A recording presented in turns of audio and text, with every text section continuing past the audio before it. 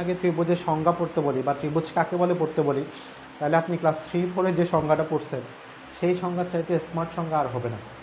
মানে ক্লাস 3 আমরা যে সংজ্ঞাটা পড়ছি সেই সংজ্ঞা ছাড়া স্মার্ট সংখ্যা আর হবে না। 3টি বাহু দ্বারা সীমাবদ্ধ ক্ষেত্রটাই হচ্ছে কি ত্রিভুজ, বা 3টি বাহু দ্বারা আবদ্ধ ক্ষেত্রই হচ্ছে কি ত্রিভুজ। এখন 3টা বাহু কি দেখেন, এইটা হচ্ছে একটা বাহু, এইটা হচ্ছে একটা বাহু, এইটা হচ্ছে একটা বাহু, ঠিক আছে না?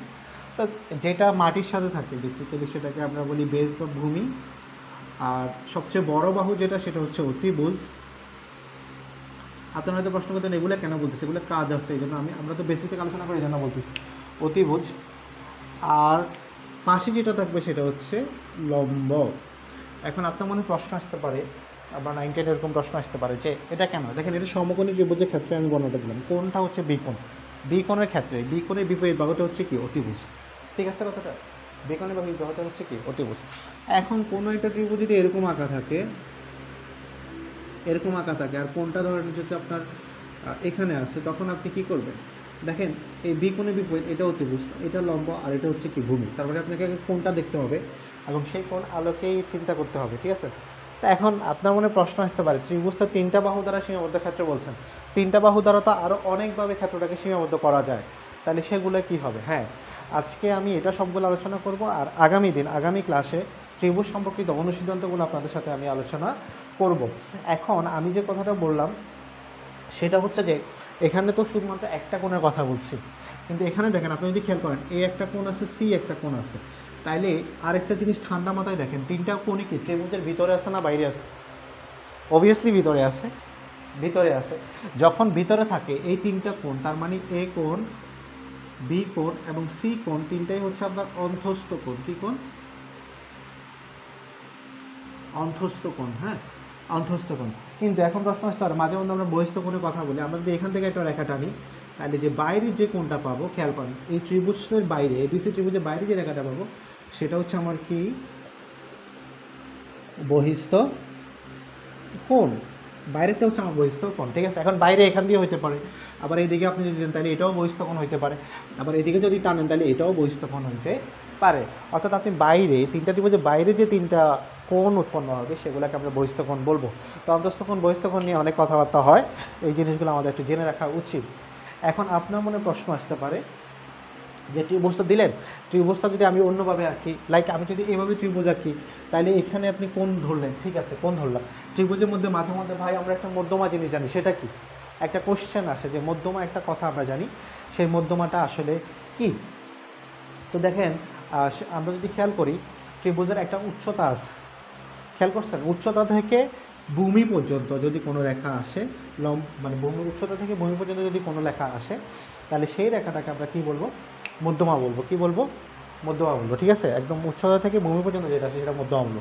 আর যদি এটাকে আপনি একদম সোজাসুজি হয়, একদম লম্ব আকারে হয়, যদি লম্ব আকারে হয় তাহলে সেটা হচ্ছে উচ্চতা। সেটা হচ্ছে কি উচ্চতা, মানে শীর্ষবিন্দু থেকে, মানে উচ্চতা বলতে আমার কথা একটু হালকা বলেছে, সেটা শীর্ষবিন্দু থেকে ভূমি পর্যন্ত যদি কোনো রেখা আসে তাহলে এটা হচ্ছে মধ্যমা।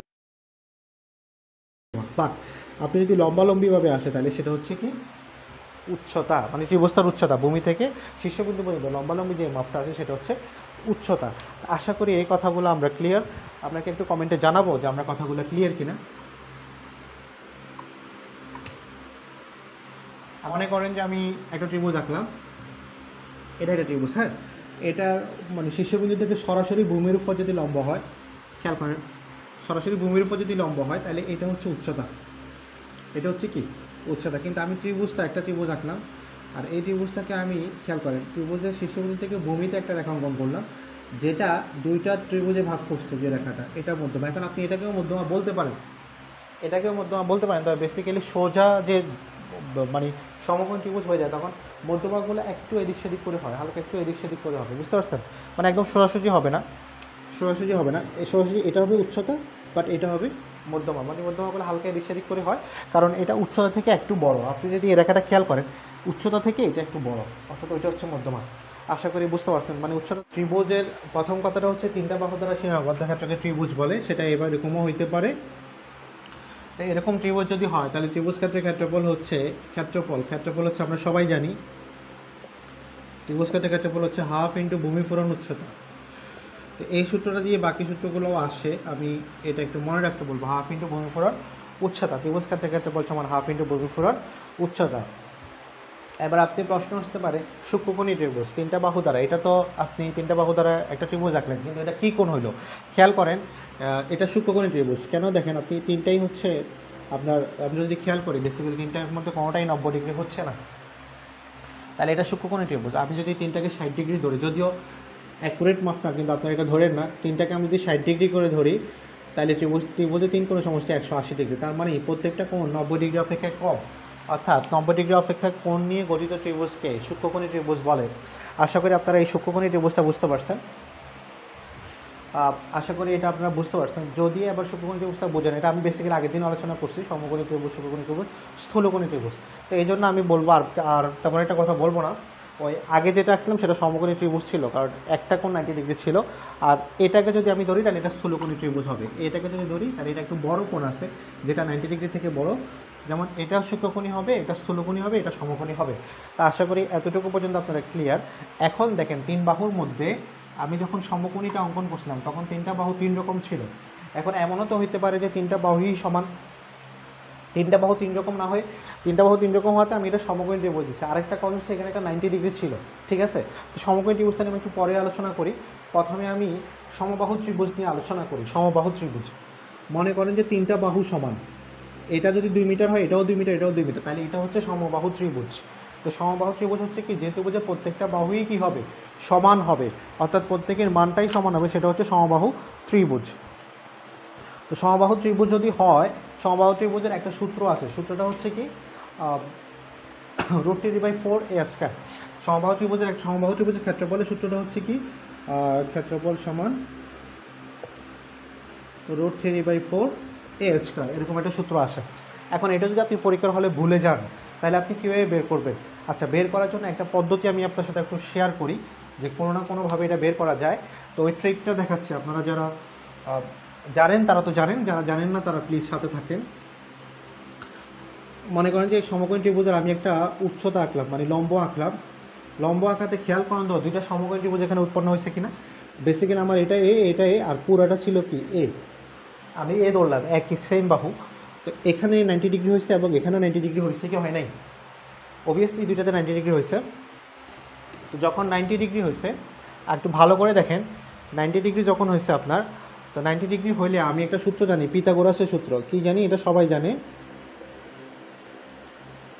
পিথাগোরাসের সূত্র। আমি যদি এটা নামকরণ করি ABCD নামকরণ করলাম, তাহলে পিথাগোরাসের সূত্র হচ্ছে অতিভুজ স্কয়ার। অতিভুজ স্কয়ার সমান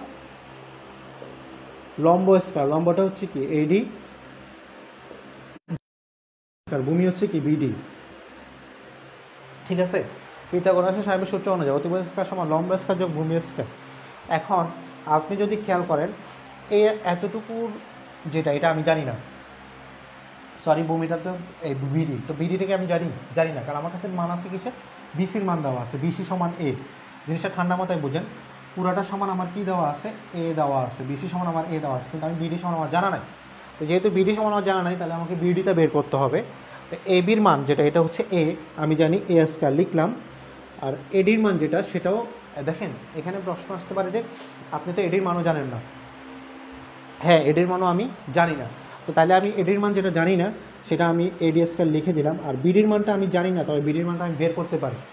কীভাবে জানি না বের করতে পারি দেখেন, কারণ বিসি পুরাটার মান দেওয়া আছে আমার কত, এ। বিসি পুরাটার মান কত, এ। তাহলে বিসির অর্ধেকটা হচ্ছে কি বিডি না? তাহলে অর্ধেক মানে কি, একে 2 দিয়ে ভাগ করলাম, তাহলে আমি বিডি পাচ্ছি না, বিডি পাইছি। তাহলে বিডি সমান হোল স্কয়ার ছিল, হোল স্কয়ার লিখলাম, ঠিক আছে।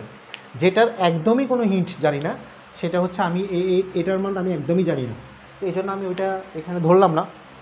কিন্তু এটার মান তো আমি কোনো না কোনো হয়তো বের করতে পারছি। তো এখন যেহেতু আমি একদমই জানি না কার মান, এডির মান, তার মানে উচ্চতার মানটা আমি জানি না।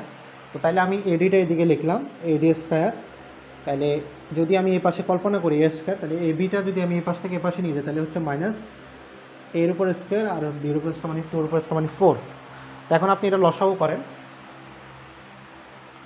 লসাগু করলে কী হবে, এদিকে তো AD² আছে, এটা আমি জানি না, AD²। তাহলে এখানে হচ্ছে 4 আর হচ্ছে 4A² মাইনাস A²। দেখেন ভালো করে, AD² 3A² বাই কত, 4। এখন স্কয়ারটা যদি ওইদিকে যায় তাহলে কি হবে, রুট ওভার। তো সুতরাং এডি সমান আমি লিখতে পারি √3a²/4। এখন জিনিসটা একটু ভালো করে দেখেন তো, এডি সমান 3 এর উপর রুট মানে কি 3, √3, 4 এর উপর রুট মানে কি 2, আর হচ্ছে a² এর উপর রুট মানে কি a। তাহলে এই ক্ষেত্রফল সমান সমবাহু ত্রিভুজ, সমবাহু ত্রিভুজের ক্ষেত্রফল সমান কি √3/4a²। এখানে হবে a, যে মানটা পাইছি a², কিন্তু আপনার কাছে আছে কি √3/2a পর্যন্ত আছে, কিন্তু আপনাকে ক্ষেত্রফল √3/4a² বের করতে হবে। এখন এটা হচ্ছে আপনার উচ্চতা, এটা বেসিক্যালি কি উচ্চতা। তাহলে আমি উচ্চতা পাইছি √3/a, আর হচ্ছে ত্রিভুজ ক্ষেত্রের ক্ষেত্রফল সমান আমি কি জানতাম, ত্রিভুজ ক্ষেত্রের ক্ষেত্রফল সমান আমি যেটা জানতাম সেটা হচ্ছে যে, খেয়াল করেন, হাফ ইন্টু ভূমি পূরণ উচ্চতা। তাহলে আমার এখানে ভূমি কত, ভূমি হাফ ইন্টু ভূমি পূরণ উচ্চতা, তাহলে আমার ভূমি কত ছিল,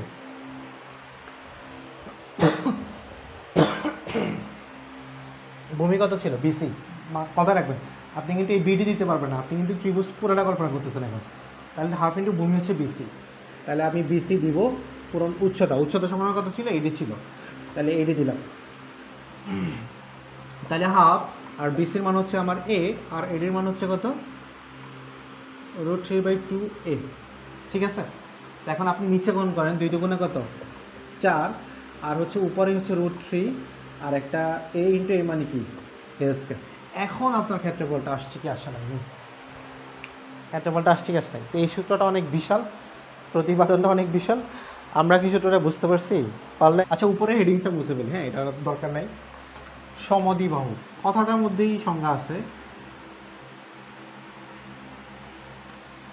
সমদ্বিবাহু মার্কারটা চেঞ্জ করতে হবে, এটা অবস্থা খারাপ।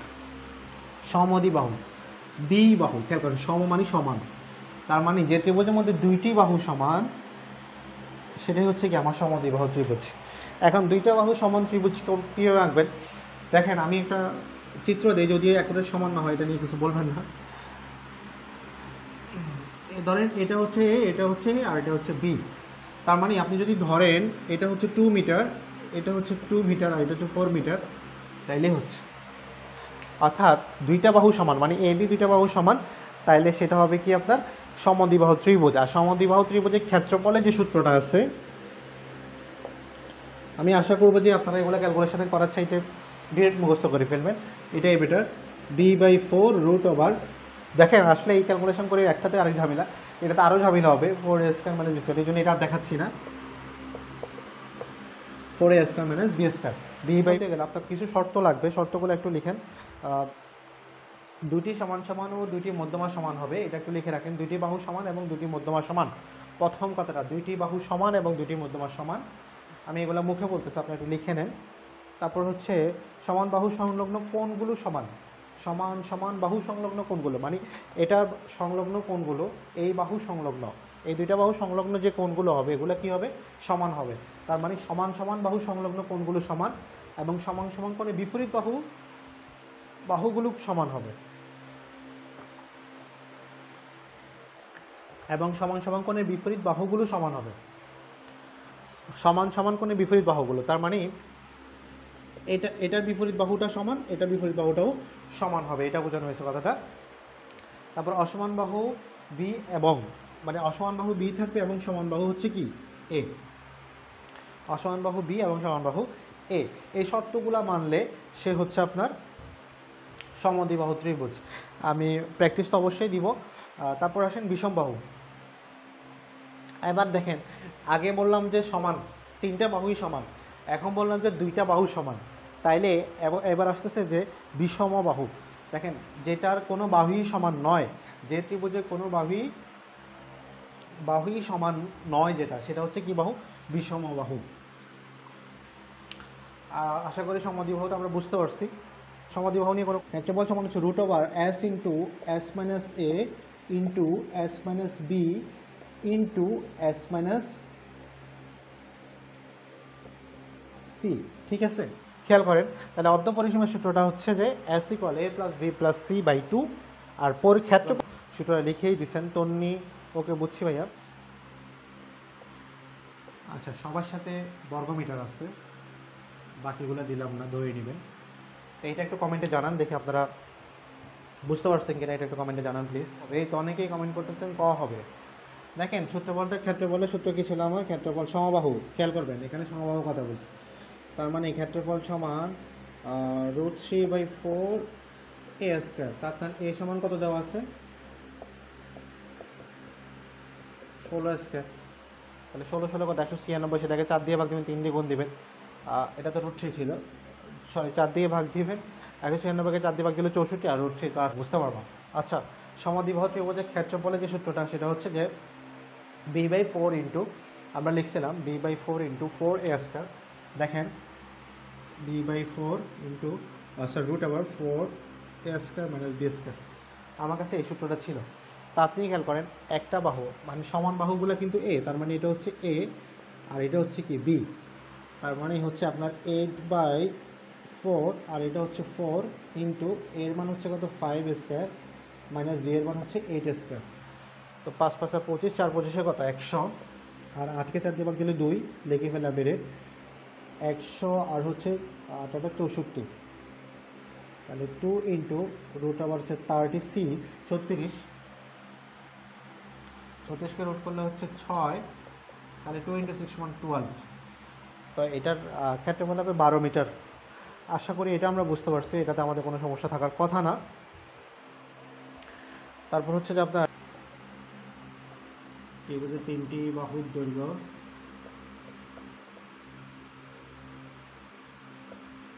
যথাক্রমে 12 মিটার, 13 মিটার, 14 মিটার হলে ক্ষেত্রফল কত? হ্যাঁ, এটার উত্তরটা, যদি ত্রিভুজের 3টা বাহু 3 রকম থাকে তাহলে এটা হচ্ছে বিষম বাহু ত্রিভুজ। তারপরে প্রথমে আমাকে এস বের করতে হবে। এস হচ্ছে a + b + c/2। তাহলে আপনি লিখবেন হচ্ছে 12 + 13 + 14/2। তাহলে কত হয়? 4 3 7 8 9 39। মানগুলো ঠিক আছে? আচ্ছা, এটা বেজোড় মান চলে আসছে। 13 14 15 দিন,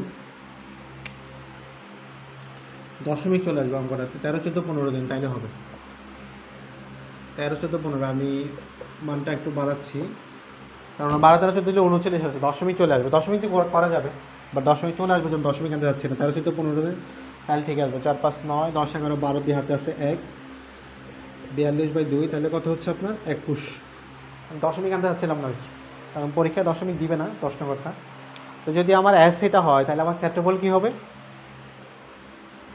ক্ষেত্রফলের সূত্রটা ছিল যে √s ইন্টু, তার মানে 21 into s into s minus a, তার মানে 21 মাইনাস হচ্ছে আপনার 13, তারপর হচ্ছে 21 মাইনাস হচ্ছে আপনার 14, তারপর হচ্ছে 21 মাইনাস 15।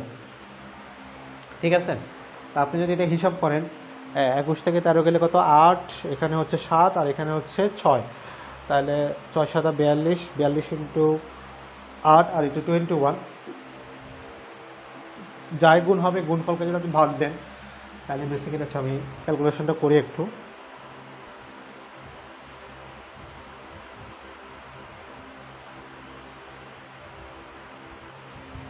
চুরাশি, 84, ক্ষেত্রফল মানে মিটার স্কয়ার। আশা করি এই অঙ্কটা তো আপনাদের কোনো, অনেকগুলো প্রশ্ন হবে এটা দিয়ে আসে, প্রায় টাইম এগুলো আসে। কিছু অনুপাতগুলো দিয়ে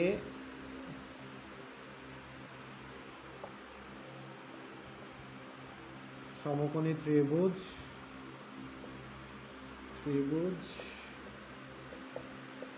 অঙ্কন করা যায়।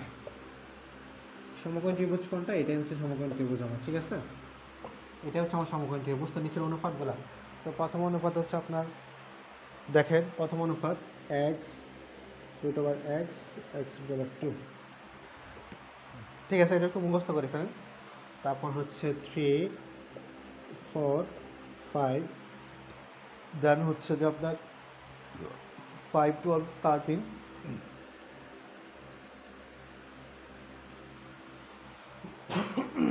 দেন হচ্ছে যে 6 8 10। মুখস্থ করে ফেলেন একটু, তাহলে আপনি পরীক্ষা হলে দেখলেই বুঝবেন। 6 8 10, তারপর হচ্ছে আপনার 8 5 17। এর বাইরে পরীক্ষাগুলোতে এখন পর্যন্ত আসে না। 8, 15, 17, ঠিক আছে। দেখেন খেয়াল করেন এক্স এক্স মানে প্রথমটা এক্স পরেরটাও এক্স থাকবে সেম মান, এক্স টু পাওয়ার 2, তারপর 3, 4, 5, 5, 12, 13, 6, 8, 10, 8, 15, 17, 8, 15, 17 এই মানগুলো দিয়ে সবসময় সমকোণী ত্রিভুজ অঙ্কন করা যায়। পরীক্ষার হলে আপনাকে বলবে যে নিচের কোন মানগুলো দিয়ে সমকোণী ত্রিভুজ অঙ্কন করা যায়, তারপর এখান থেকে যে কোনো একটা অপশন দিবে আর বাকি 3টা অপশন পরীক্ষক তার ইচ্ছা মতো দিবেন। তো এখান থেকে যে অপশনটা দিবেন সেটা হচ্ছে সঠিক উত্তর। আমি ব্যবসা দেখছি তাই কমেন্ট করতে